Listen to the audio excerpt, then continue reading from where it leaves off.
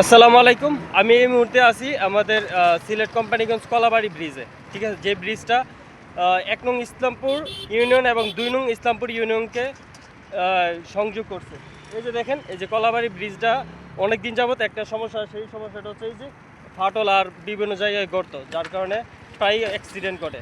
আমরা আসলে সুন্দর দেশ গড়তে চাই, আমাদের স্থাপনা, হাসপাতাল, ব্রিজ, রাস্তা সব সুন্দর চাই, নতুন চাই, বাট এই নিয়ে আমাদের কাজ করার কেউ নাই। ঠিক আছে, সবাই সুন্দর চাই, বাট সুন্দর গড়ার জন্য কেউ আসলে কাজ করতে চায় না। ঠিক আছে, তো গতকালকে আপনারা দেখছেন যে লাসুখাল ব্রিজে ওইখানে ইয়ে করা হচ্ছে, প্লাস্টার করা হচ্ছে, কিন্তু ওই জায়গায়ও কিন্তু মনে করেন যে এরকম গ্যাপ জায়গাগুলো তারা ভরাট করে নাই। সো আমি ওইখানে থাইকা পাথর দিয়ে তারপরে ভরাট করাইছি। সো আগামীকালকে কলাবাড়ি ব্রিজে আসবে।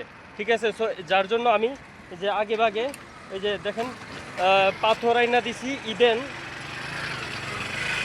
এই যে দেখেন, ওইটা আমার গাড়ি, আমার গাড়িতে করে আগে নিয়ে আসছি অনেকগুলা। ঠিক আছে, এই যে অনেকগুলো পাথর এবং ইট আমি নিয়ে আসছি। তো এগুলো আসলে আমার টাকায় কিনা না, তো অনেকখান থেকে অ্যারেঞ্জ করে, ঠিক আছে, অনেকের যার এগুলা এক্সট্রা পড়ে আছে বা প্রয়োজন না, তাদের কাছ থেকে খুঁজে তারপরে আনছি, বুঝছেন।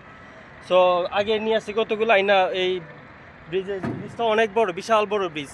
সো এখানে যতগুলা গ্যাপ ওইখানে দেওয়ার চেষ্টা করতেছে। সো আগামীকালকে সরকারিভাবে প্লাস্টার করা হবে।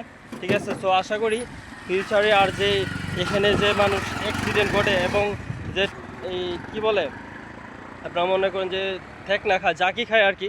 সো ইনশাল্লাহ এই জাকি থেকে আর মানুষ মুক্ত পাবে এবং আর অ্যাক্সিডেন্ট থেকেও মানুষ বাঁচবে। এই যে দেখেন গর্তগুলো, এই যে।